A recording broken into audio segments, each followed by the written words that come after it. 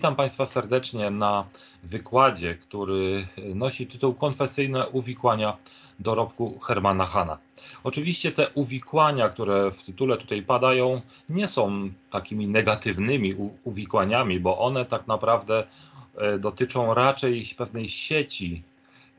czy pewnych nici, które właśnie otoczyły samego Hermana Hana w momencie, kiedy pracował jako malarz w Gdańsku, w pewnym bardzo ściśle określonym środowisku religijno-polityczno-społecznym i te właśnie uwikłania, te sieci, te liny, które go trzymały, znalazły się u nas w tytule naszego wykładu. I przed nami, proszę Państwa, opowieść o nie tylko samym Hermanie Hanie, ale również opowieść o tak naprawdę wszystkich tych właśnie uwarunkowaniach, które tutaj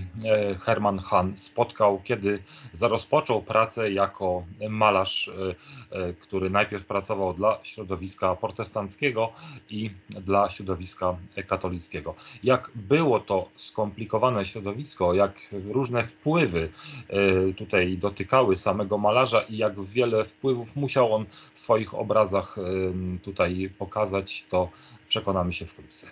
Otóż na początku, aby móc wprowadzić Państwa właśnie w te przygody, te trudności, z którymi się Hahn musiał spotykać, chciałbym powiedzieć parę słów na temat tego, jak wyglądała przede wszystkim sztuka gdańska, tego okresu związanego przede wszystkim z samą reformacją, a więc z czasem po 1517 roku, kiedy to Marcin Luter wystąpił, prawda, z tym wołaniem o reformę Kościoła. I przede wszystkim tutaj trzeba sobie zdać sprawę z faktu, że Marcin Luter był przeciwny jakiemukolwiek takiemu zbyt radykalnemu działaniu w stosunku do obrazów. Raczej jego stosunek był taki obojętny na początku, a kiedy dotykały go pytania, co robić ze sztuką, co robić z obrazem we wnętrzu Kościoła, wtedy tak naprawdę powoli ten swój stosunek powoli zaczął jakoś kształtować, aby móc ukuć pojęcie adiafory, a więc takie pojęcie, które dotyczyło przede wszystkim obrazu jako przedmiotu kultowo-obojętnego, ponieważ ta funkcja medium pomiędzy człowiekiem a Bogiem, ta funkcja medium, którą pełnił obraz, przede wszystkim dla samych luteran nie była aż taka ważna. Więc adiafora stawała się przede wszystkim pojęciem określającym coś, co nie pomoże w uzyskaniu zbawienia, ani w tym zbawieniu nie przeszkodzi. W związku z tym tak naprawdę Luter założył coś takiego, że oczywiście obrazy są złe, że nie powinny funkcjonować we wnętrzu kościelnym, ale wiedział, że przede wszystkim należy tak wychować, tak kształcić wspólnotę, aby ona w przyszłości sama rezygnowała z pośrednictwa obrazu na rzecz już posłużenia się i posługiwania się wyłącznie Słowem Bożym. Zupełnie inny stosunek do religii i do obrazowości przede wszystkim miał Jan Kalwin, ponieważ on w swojej teologii wcale nie wyszedł z listu do Rzymian z takiego podejścia do zbawienia przez łaskę, przez to, że się to zbawienie otrzymuje za darmo, bez własnych uczynków, co zaraz będzie widoczne w sztuce, którą pokażemy. Kalwin wyszedł z swojej teologii z listu do Hebrajczyków, a tam już nie było żadnej dyskusji na temat tylko i wyłącznie zbawienia z łaski, ale tam pojawiły się bardzo mocne argumenty związane bezpośrednio z tym, iż obrazu nie należy w Kościele w ogóle tworzyć.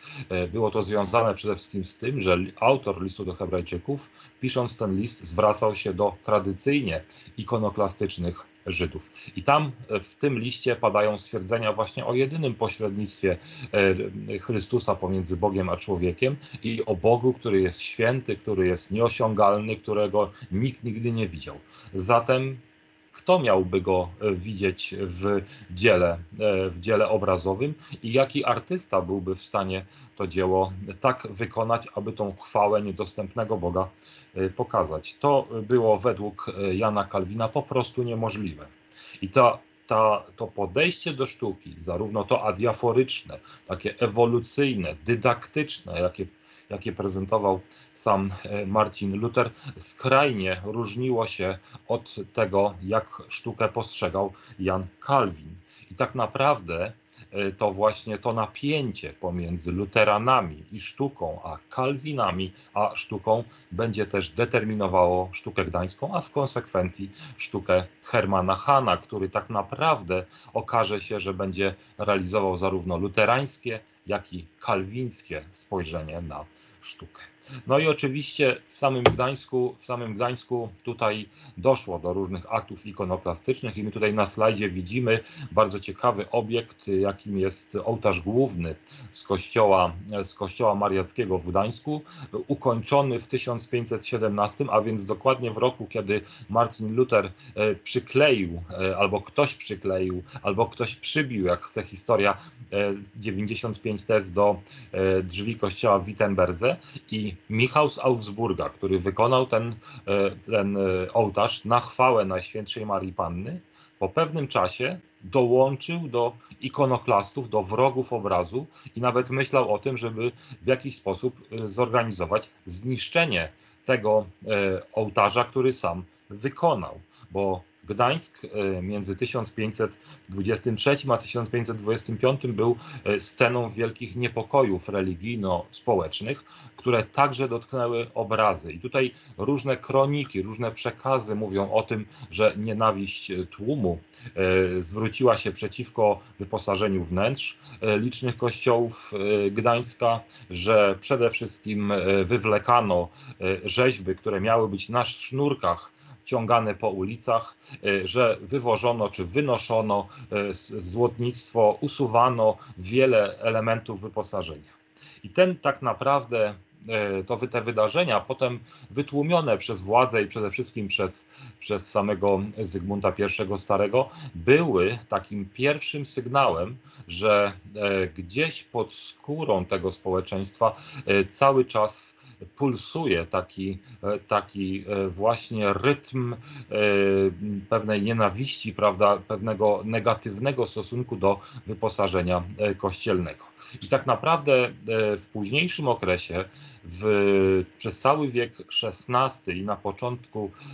i początek wieku XVII był tak naprawdę epoką sporów pomiędzy kalwinistami i luteranami, ich zwolennikami i ten spór był widoczny przede wszystkim w obrazach. Tutaj dobrym przykładem jest chociażby to, że kalwiniści chcieli ufundować do kościoła świętego Piotra i Pawła ołtarz z wyobrażeniem wyłącznie tablic z 10 przykazaniami, a luteranie odpowiedzieli im na przykład fundacją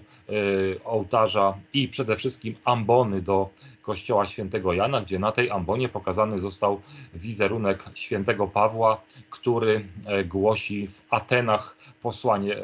i przesłanie chrześcijańskie, co tak naprawdę miało być wskazaniem, że Paweł w Atenach nie występował przeciwko obrazom, ale przychodził i głosił nowego Boga, głosił Chrystusa. Więc tak naprawdę pojawił się kryzys, który cały czas był obecny w sztuce wieku XVI. I teraz chciałbym, żebyśmy wiedzieli, że ten kryzys jednocześnie był okazją do tego, żeby stworzyć zupełnie nowe źródła ikonografii, żeby stworzyć zupełnie nowe wizerunki Chrystusa w kościołach luterańskich albo konstruować programy teologiczne w obrazach fundowanych przez kalwinistów. I tutaj przed nami obraz, który pokazuje nam właśnie tą nową ikonografię, ponieważ ten okres jeszcze połowy wieku XVI był dość gorący, jeśli chodzi o ten stosunek i formowanie się stosunku do samego obrazu, to już w drugiej połowie wieku XVI w trakcie procesów zwanych konfesjonalizacją, kiedy to formowały się na nowo niejako podstawy teologiczne Kościoła katolickiego w odniesieniu do nowej ikonografii barokowej w kościołach, i w tym czasie też krystalizowało się ostatecznie takie podejście ewolucyjne właśnie w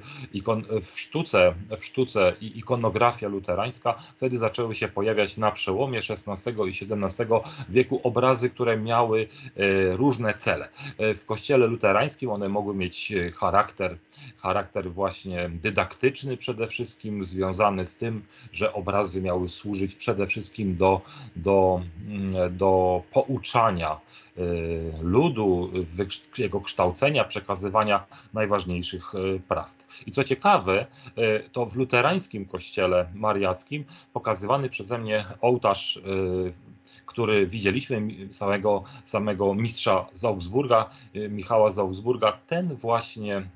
ołtarz ostał się na swoim miejscu i tak naprawdę był przez kolejne stulecia pewnego rodzaju obiektem dumy gdańszczan, którzy pokazywali ten ołtarz, mimo iż tam w środku znajdowała się nieakceptowana tak naprawdę przez protestantów scena koronacji Najświętszej Marii Panny na Królową Nieba i Ziemi, to ten ołtarz, niejako zneutralizowany teologicznie, był raczej symbolem takiego właśnie tej starożytności miasta, tego, że ono już, jego korzenie sięgają setek lat wstecz. Mało tego, ten ołtarz był poddawany pracom konserwatorskim, a jeśli przyjeżdżali znakomici goście do Gdańska, to wtedy też pokazywano ten ołtarz właśnie owym gościom. A tutaj, wracając do naszej opowieści, mamy przed sobą obraz Hansa Friedemana de Vriesa, a więc malarza, którego zaproszono do Gdańska, aby wykonał dekoracje w przestrzeni miejskiej, ale też wykonywał on obrazy do kościołów. I tutaj widzimy alegorię zbawienia. Obraz, który został namalowany dla Kościoła Bożego Ciała w 1596 roku, i ten obraz jest tak naprawdę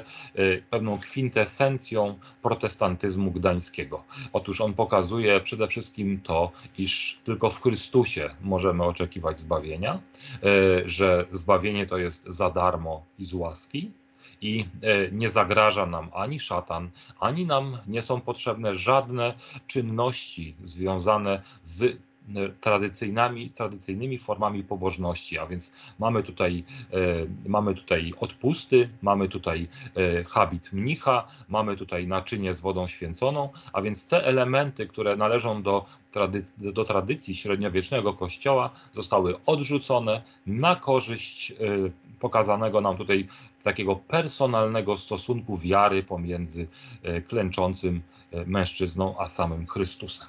Także to spowodowało tak naprawdę, i ta ikonografia pokazywała, iż właśnie zbawienie za darmo, z łaski otrzymane jest tym na co stawiają teraz współcześni temu obrazowi protestanci. I tak naprawdę rozpoczęła się przede wszystkim era tworzenia nowej ikonografii tak naprawdę, w momencie, kiedy zaczęły trafiać do kościołów nowe obrazy przedstawiające chociażby, jak tutaj widzimy w tablicach, takiej serii 10 przykazań, na przykazaniu trzecim wyobrażenie Marcina Lutra, który głosi kazanie, czy inne przykazania, które w sposób taki bardzo dydaktyczny objaśniały właśnie wszystkie te Boże wskazówki. Mało tego, widać pewne nowe spojrzenie w takich obrazach, jak chociażby w obrazie Antona Mellera, którego tutaj widzimy, a jest to obraz przedstawiający sąd ostateczny, który niegdyś znajdował się w dworze Artusa w Gdańsku. Dzieło z 1603 roku zostało umieszczone w bardzo nietypowym miejscu, bo nieraz zastanawiałem się nad tym, dlaczego w przestrzeni dworu, gdzie można jeść i pić piwo, słuchać muzyki, rozmawiać o interesach, nagle pojawia się wielkie malowidło, które pokazuje nam rozdzielenie osób przeznaczonych do zbawienia od tych, które idą na potępienie. I tutaj widzimy, proszę zobaczyć, że mamy do czynienia z znacznie większą ilością osób idących na potępienie. Tutaj pojawiają się różne alegorie i pewne personifikacje, między innymi personifikacja pychy, ale też pojawia się ateista, który próbuje nożem uszkodzić krucyfiks. Ale chciałbym zwrócić uwagę Państwa na to, że przede wszystkim tą najważniejszą osobą jest tutaj Archanioł Michał, który jest takim przedstawicielem i tym duchem, prawda, tym duchem sprawczym owego sądu, reprezentuje siedzącego wyżej tam za nim Chrystusa wraz z świętymi, wraz z Najświętszą Marią Panną i wraz z Janem Chrzcicielem, którzy nie są już traktowani oczywiście jako pośrednicy pomiędzy człowiekiem a Bogiem, ale są traktowani jako ci, którzy pokazują swoje życie jako godne zbawienia. I ten Archanioł Michał, proszę zobaczyć, on nie ma już tutaj żadnego zadania tradycyjnego, które miał już jeszcze wcześniej w epoce minionej, nie waży już bowiem dusz. Te dusze są już wcześniej zbawione, one wcześniej podejmują decyzję, czy chcą być zbawione, czy nie. On tutaj tylko tak naprawdę wykonuje to, co zostało już wcześniej zapisane w Księdze Żywota. I ten obraz możemy sobie zarówno po luterańsku interpretować, mówiąc, że zbawienie zostało już przekazane ludziom z łaski, ale możemy też powiedzieć, że to już Bóg, tak jak to jest zapisane w Księdze Apokalipsy, predestynował ludzi do zbawienia, zanim się urodzili. A więc w ten sposób tak naprawdę pokazuje nam już tą jedną z najważniejszych doktryn samego kalwinizmu.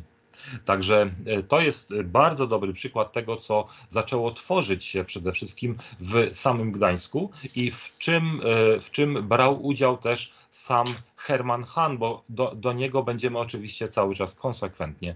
zmierzali. Tutaj pokazuje słynną alegorię handlu gdańskiego z sali czerwonej ratusza głównego, którą namalował w 1608, a więc w czasach, kiedy prawdopodobnie Hermann Hahn był w Niderlandach, sam Isaac van den Block. I to jest bardzo znany obraz, umieszczony tak naprawdę na stropie bardzo ważnej sali, jaką była sala obrad władz miasta Gdańska. I tu chciałbym zwrócić uwagę na to, co widzimy na tym slajdzie po prawej stronie, czyli zwieńczenie wielkiego łuku triumfalnego, który nie tylko zdobi nam te sceny, prawda, rozgrywające się przed dworem Artusa i handel odbywający się właśnie w Gdańsku, ale na tym łuku triumfalnym mamy rękę Boga, która dotyka nie kościoła, ale dotyka ratusza. To Manus Dei, to właśnie Boża ręka, ta kalwińska, która dotyka hełmu, obejmuje ten hełm, pokazuje, że to Rada Miasta jest tą radą predestynowaną do tego, aby działać w mieście i mało tego, aby tworzyć z tego miasta swego rodzaju taką niebiańską Jerozolimę, dlatego że kalwiniści myśleli o Gdańsku jako o właśnie tej zapowiedzi niebiańskiej Jerozolimy, którą kształtowała teologia Jana Kalwina i to Jan Kalwin myślał o tej nowej Jerozolimie tak intensywnie, jak wtedy, kiedy też miał wpływ na kształt, na funkcjonowanie Genewy. Także widzimy tutaj w tych obrazach, które są tworzone niemalże równolegle z aktywnością Hermana Hahna po powrocie z Niderlandów, że tu pojawia się mnóstwo takiej zupełnie nowej ikonografii, która jest związana właśnie z przenikaniem się tych dwóch światów, ponieważ w okresie średniowiecza mieliśmy przede wszystkim do czynienia z takim podejściem takim rozdzieleniem tych dwóch światów, ponieważ ponieważ ikonografia kościelna znajdowała się, jak wiemy, oczywiście to jest logiczne, w kościele, ale w wnętrzach prywatnych tak naprawdę tej ikonografii nie było za wiele. Oczywiście przykłady są na to i możemy je przytaczać, ale tak naprawdę teraz chciałbym zwrócić uwagę na ten proces przenikania się tych dwóch światów. Tego świata religijnego, który się wlewa do wnętrz, w których sprawuje się władzę, i przede wszystkim wlewa się do wnętrz prywatnych. I tutaj przed nami obraz Hansa Friedemana de Vriesa, który pokazuje nam alegorię pobożności, i to jest obraz z 1595, a więc namalowany na rok przed tym obrazem, który widzieliśmy wcześniej, a pokazującym to zbawienie z łaski, tą alegorię zbawienia. I ten obraz jest bardzo dla nas istotny, ponieważ on mówi o tym, że w czasach króla Jozjasza nastąpiło oczyszczenie świątyni z wszelkich bożków, że nawet wąż miedziany, który był wykonany przez Mojżesza, musiał ulec zniszczeniu po to, aby Izraelici nie oddawali mu czci. Dlaczego o tym mówię? Dlatego, że proszę zobaczyć, w tym obrazie mamy wyraźny sygnał, że świątynia Boża musi być oczyszczona z wszelkich bałwanów, z wszelkich przedmiotów kultu, z wszelkich mediów, które tak naprawdę są fałszywymi bogami. I ten temat pokazuje nam, że w tej kulturze Gdańska, tworzącej się na przełomie XVI i XVII wieku, bardzo ważne były te elementy religijne wprowadzane do wnętrz świeckich, w tym wypadku wnętrz ratuszowych. I podobne tematy Hans Friedemann de Vries nam proponuje, jeśli chce nam pokazać alegorię sprawiedliwości, alegorię sprawiedliwych i niesprawiedliwych wyroków. Także mamy tutaj do czynienia z tworzeniem się takiej ikonosfery, a więc takiej przestrzeni gwiazd. Moglibyśmy sobie to wyobrazić, że nad nami unoszą się gwiazdy, a każda z tych gwiazd jest swego rodzaju tematem religijnym, który możemy obserwować, możemy z niego czerpać. Te gwiazdy nas pouczają, ta ikonosfera nas poucza i te elementy dydaktyczne możemy dostrzegać wszędzie tak naprawdę. Nie tylko na fasadach kamienic, nie tylko we wnętrzach kościelnych, ale również możemy je zobaczyć na obrazach w ratuszu. Tutaj mamy pokazany obraz Izaaka van den Block, rozejście się ludzi podczas budowy wieży Babel. Obraz namalowany około 1600 roku do jednego z najważniejszych pomieszczeń tutaj w ratuszu, a więc pomieszczenia, gdzie znajdowały się, czy obradowano nad finansami miasta. I ten obraz też odwołuje się do pewnej idei właśnie tego, że jeśli ludzie próbują sami budować coś, co może sięgnąć Boga, co może doprowadzić ich bez Jego łaski do Niego, to jest tak naprawdę skazane na niepowodzenie. I ten obraz wpisuje się nam właśnie w to, co zostało zaproponowane przez innych malarzy, między innymi przez Antona Mellera, który głosi chwałę dobrego obywatela. To jest obraz przedstawiający nam grosz czynszowy, a więc płacenie podatków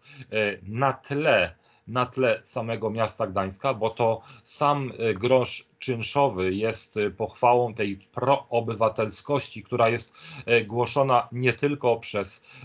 treści świeckie, antyczne często, ale również przez treści religijne. I tutaj mamy właśnie scenę, która znowu trafia do sal ratuszowych Gdańskiego ratusza i właśnie tam głosi te powinności obywatelskie, które są źródłem tak naprawdę powodzenia miasta. Mało tego, proponowane są również ciekawe obrazy, takie jak odbudowa świątyni przez króla Joasa z 1602, również dzieło Antona Mellera, który pokazuje nam taki dwunawowy kościół i wrątu oczywiście prace budowlane, ale badacze mówią o tym, że to wyeksponowanie tych dwóch dużych naw jest związane może z próbą pojednania członków Kościoła luterańskiego i kościoła kalwińskiego, żeby wspólnie oni budowali tą jedną zjednoczoną świątynię. Także widzimy w obrazach świeckich tak naprawdę to, iż one pełne są właśnie tych przekazów symbolicznych związanych z konfesją. I teraz, co ciekawe, pojawiają się nam dzieła Hermana Hana, ponieważ malarz ten jest tak naprawdę malarzem, który wykonuje zlecenia ukrytych jeszcze w cieniu zleceniodawców. I ten malarz, który jak łatwo się zorientować z biografii Hermana Hana, jest malarzem wyznania luterańskiego, bo tak przynajmniej mają świadczyć o tym wpisy do księgi luterańskiej chrztów, kiedy w 1598 ma on wpisywać swoje dzieci jako luteranin, więc tak naprawdę luteranin maluje nam obrazy, które raczej są identyfikowane z kalwinizmem. Otóż w Poznaniu obecnie znajduje się taki tryptyk, z którego pierwszą tablicę właśnie tutaj widzimy, i to jest model świata i społeczeństwa gdańskiego, obraz z około 1600 roku, który tak naprawdę jest pewnym świadectwem już talentu samego Hermana Hana, ponieważ jeśli on pojawia się przynajmniej w dokumentach jako młody malarz około 1598, to tutaj już 2 lata później otrzymuje bardzo prestiżowe zlecenie, które ma pokazać, no właśnie co? Ma pokazać to, że fundator tego obrazu zwraca się przeciwko społeczeństwu gdańskiemu, które, jak wiemy, w tym czasie bardzo się bogaci. To ono jest w stanie stawiać przepiękne kamienice, to jeden z przedstawicieli tego społeczeństwa potrafi napisać na kamienicy pro invidia, czyli ku zazdrości, i to społeczeństwo pokazuje ostentacyjnie swoje bogactwo. I nagle luteranin dostaje zlecenie prawdopodobnie od kogoś, kto jest kalwinistą, kto jest związany nie tyle z pastorem luterańskim, księdzem luterańskim, pasterzem, który dba o swoje owce, ale jest związany z kaznodzieją kalwińskim, który nie jest pasterzem, on jest predykantem. Jego rolą jest przede wszystkim wychować owce, pokazać to, co jest złe w życiu, i jego kazania mają wybić słuchających z ich samozadowolenia. I tu pojawiają nam się właśnie obrazy Hermana Hana, który nam pokazuje, czym jest tak naprawdę służenie Pani Świat, Frau Welt, którą widzimy tutaj siedzącą na kuli, a która tak naprawdę pokazuje nam pełne sakiewki, pełne pieniędzy sakiewki. I to ona jest tak naprawdę przedmiotem kultu, do którego przybliżają się sami gdańszczanie. I to widać w kolejnych częściach tego tryptyku, że widzimy tutaj mieszczan gdańskich, którzy do tej Frau Welt przychodzą, ale to nie jest miłe miejsce. Widzimy tam szatana, który trzyma koronę, widzimy też różne alegorie, w tym pychy, oszczerstwa, widzimy też wyuzdaną Wenus, i to im tutaj składa hołd przedstawiciel gdańskiego społeczeństwa. To za nim w końcu idą też przedstawiciele tej właśnie społeczności, wśród których łatwo możemy zobaczyć kardynałów i papieży. A więc tak naprawdę oczywiście obraz jest antykatolicki w tym tutaj przekazie ikonograficzny, ale z drugiej strony pokazuje nam, że w Gdańsku są siły, które są w stanie potępić w sposób taki, widzimy, obrazowy, oficjalny, łożąc duże pieniądze na namalowanie takiego obrazu, że one są w stanie tutaj nam, czy potępić są w stanie właśnie to, co robią gdańszczanie. I to widać w trzeciej części tego tryptyku, gdzie znowu w alegorii takiego bogactwa, pychy przychodzą mieszczanie, oddając cześć tej, która ma im zapewnić tylko wielkie dochody, bo to ona trzyma w ręku te worki, sakwy wypełnione pieniędzmi. Także mamy do czynienia tutaj z bardzo ciekawym zjawiskiem, które jest związane właśnie z nowymi treściami. I tutaj Hermann Hahn, no widzimy, że on je współtworzy w okresie, kiedy jest jeszcze identyfikowany jako malarz luterańsko-kalwiński, to on stara się te treści tutaj przekazać i to jest znakomicie widoczne właśnie w dziele, które tutaj sobie obserwujemy. Ale nie tylko takie ostre obrazy powstawały w czasach, kiedy Hermann Hahn pracował, tylko mamy tutaj też obrazy, które odwoływały się troszeczkę do innych treści. Związane one są na przykład z chociażby tablicą jałmużniczą, która powstała w 1607, a której rolą było pokazanie dobrych uczynków, które wprawdzie nie są współzbawcze, ale są owocem tego zbawienia, dlatego alegoria wiary u stóp Caritas, ale też i w samym zwieńczeniu Chrystus, który te uczynki tak naprawdę jako dowód zbawienia i wiary przyjmuje. Także tutaj ten obraz jest takim obrazem zachęcającym też do miłosierdzia, do pracy, niekoniecznie do potępiającym owo bogactwo gdańszczan. Chociaż, jak wiemy, te fundacje, jak tutaj dostrzegane i sceny dostrzegane na ołtarzu kościoła świętego Jana, wykute przez Abrahama van den Blocka, one pokazują nam, iż mamy do czynienia także z różnego rodzaju tutaj przekazami, które mają i z jednej strony łagodzić, a z drugiej strony wzbudzać też kontrowersje co do miejsca i co do przekazu we wnętrzu kościelnym. I to widać między innymi na elementach tego ołtarza, dlatego że tutaj po lewej stronie widzimy jednak zasygnalizowanie przy pomocy tablic i samej figury Mojżesza, że to jednak prawo i przekazania się liczą, ale tego prawa, przykazań oraz głoszenia Ewangelii muszą wysłuchać wszyscy. I to w tej kwaterze po prawej, w drugiej części kondygnacji jest dobrze widoczne, bo samego Jana Chrzciciela, głoszącego przyjście Mesjasza, zapowiadającego przyjście Mesjasza, muszą wysłuchać także przedstawiciele polskiej szlachty czy kleru katolickiego. Więc tak naprawdę, gdzie nie dotkniemy się, gdzie nie zobaczymy i nie odwiedzimy w kościołach gdańskich jakichś wnętrz, to tam od razu natkniemy się na liczne obrazy, które biorą cały czas udział w tym szorstkim dialogu pomiędzy katolicyzmem, luteranizmem i kalwinizmem, chociaż oczywiście te wątki luterańsko-kalwińskie są najszerzej tutaj reprezentowane, czego dowodem jest chociażby epitafium Johannesa Huizingi z 1594, które jest epitafium jednego z takich właśnie prokalwińsko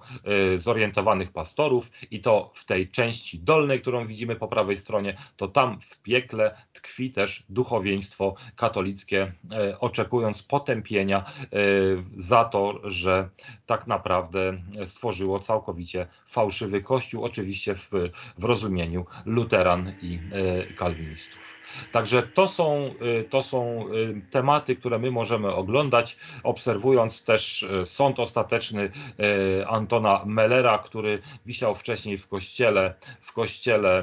jednym z kościołów Gdańska, gdzie tutaj pokazywany w centrum archanioł Michał nie waży,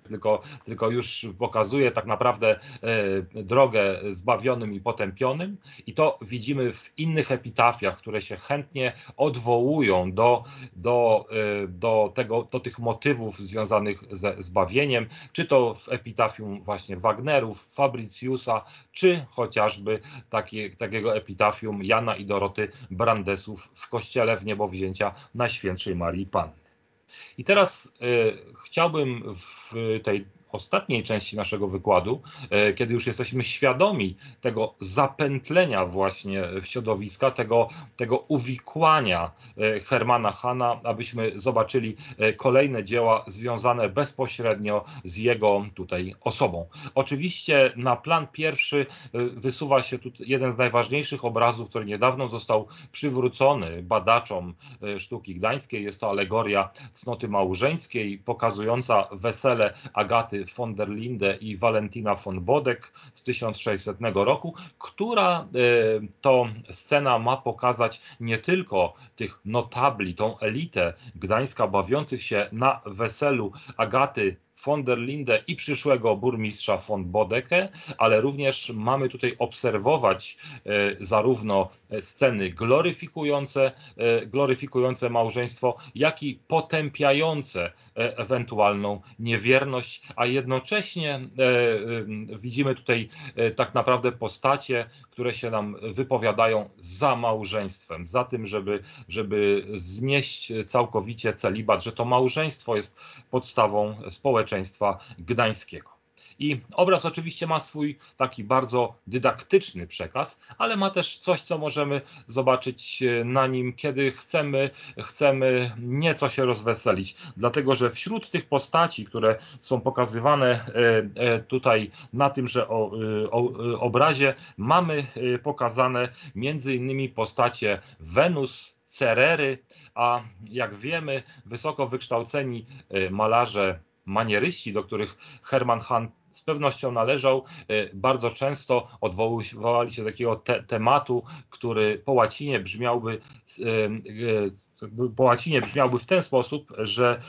odwoływałby się do takiej zależności pomiędzy Cerere właśnie a Wenus. Po łacinie ten tekst brzmi sine cerere friget Venus, czyli jakbyśmy sobie mogli zupełnie luźno to przetłumaczyć: bez jedzenia i picia każda miłość wygaśnie. Także ten wątek też tutaj dla osoby wykształconej będzie bez problemu widoczny. No i ten obraz będący alegorią cnoty małżeńskiej oraz portrety Agaty von der Linde, tej, którą wcześniej tu widzieliśmy w centrum lekko po prawej obrazu, albo portrety Hermana Hahna pokazują, że następuje w tym czasie około 1600 jakieś rozdwojenie konfesyjne u samego Hermana Hahna, dlatego że Jan von der Linde jest luteraninem, a tu nagle się pojawia niemalże w tym samym czasie portret Ernesta Weichera, który był starostą puckim i który był wcześniej protestantem, a potem przeszedł na katolicyzm i w okresie, kiedy jest tutaj malowany przez Hermana Hahna, staje się właśnie gorącym katolikiem. Czy już wtedy, a więc tak naprawdę w momencie, kiedy Hermann Hahn pojawia się oficjalnie na scenie życia artystycznego Gdańska, czy już wtedy nie ma w nim jakiejś tęsknoty za katolicyzmem, który przecież cały czas był obecny na Pomorzu. I tutaj chciałbym, żebyśmy sobie postawili pytanie, czy ci ludzie byli naprawdę między sobą aż tak mocno skonfliktowani. Czy to, że Anton Meller był luteraninem, a potem został pochowany w kościele kalwińskim, czy to świadczy o zmianie konfesji, czy raczej tym, że ludzie wykształceni nie przykładali aż takiej roli i takiego znaczenia przede wszystkim do tych podziałów religijnych? To być może historycy XIX wieku i my współcześni wolimy oglądać właśnie te spory w sposób taki bardzo, bardzo ostry. A może ich po prostu nie było, może nie było aż takiego zacietrzewienia, jakie moglibyśmy sobie wyobrazić, ponieważ sam Hermann Hahn, jak widzimy i widzieliśmy to na podanych przykładach, realizował zamówienia dla luteranów, takich jak Jan von der Linde, jak i właśnie dla tajemniczych sponsorów alegorii społeczeństwa gdańskiego, potępiających owo społeczeństwo. Także mamy tutaj obraz Ernesta Weichera, który nam pokazuje, że Hermann Hahn działa dla tego środowiska, ale potem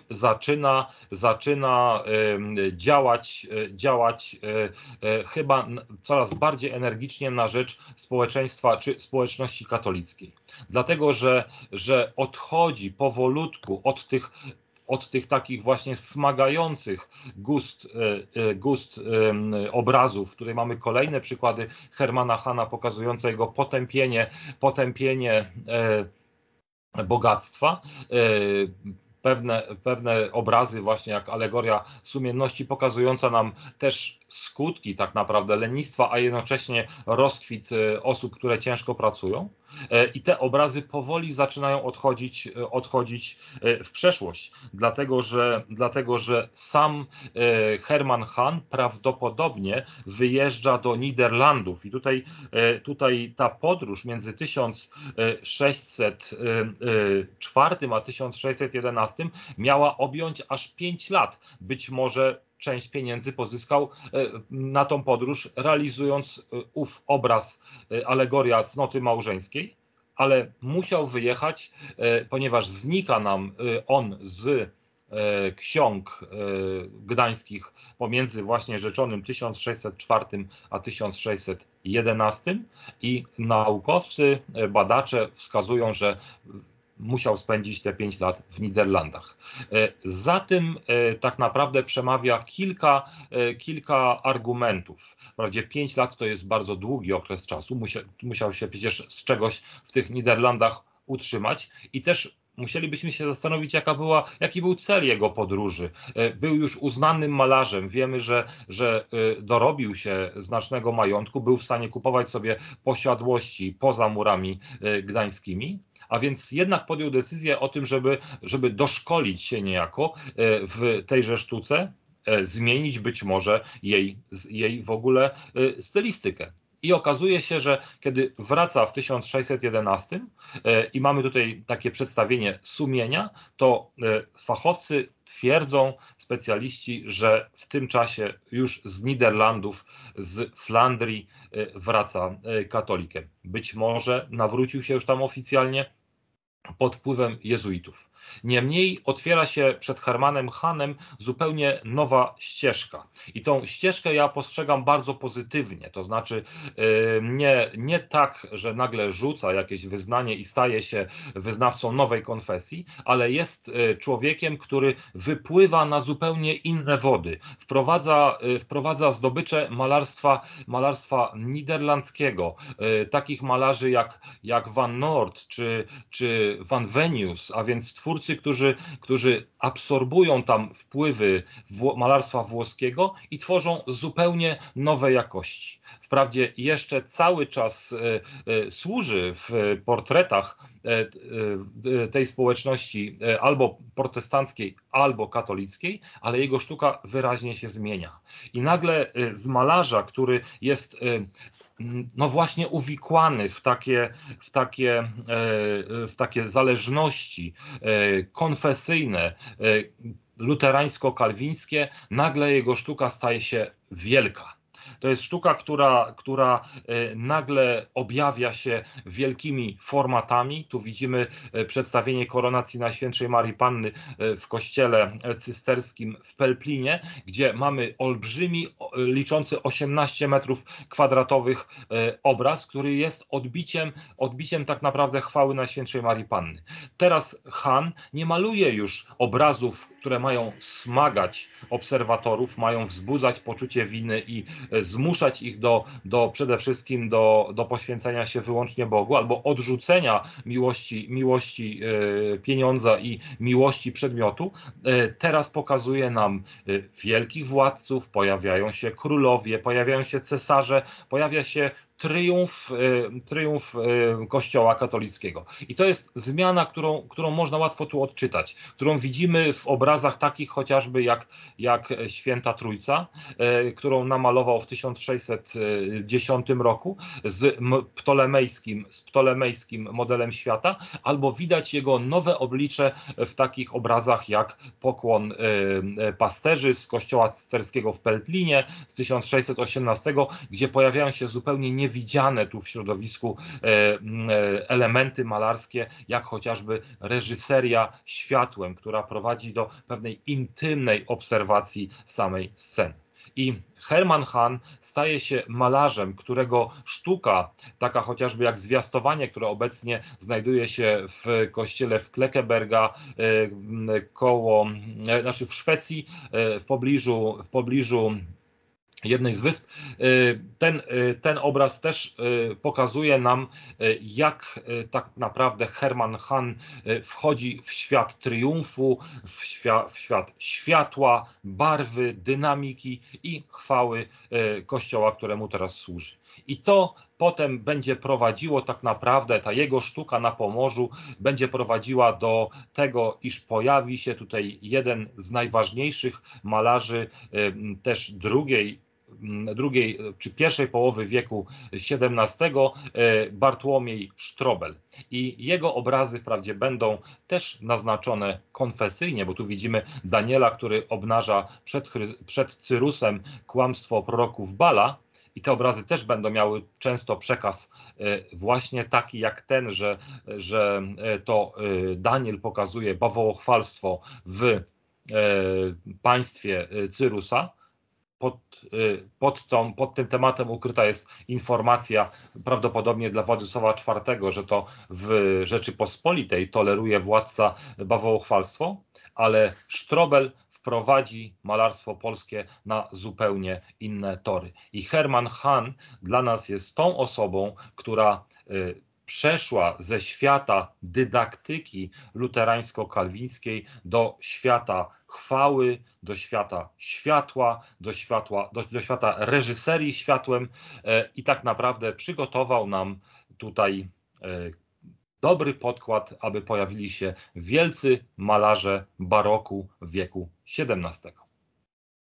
I to tyle, jeśli chodzi o mój wykład. Dziękuję pięknie za jego wysłuchanie.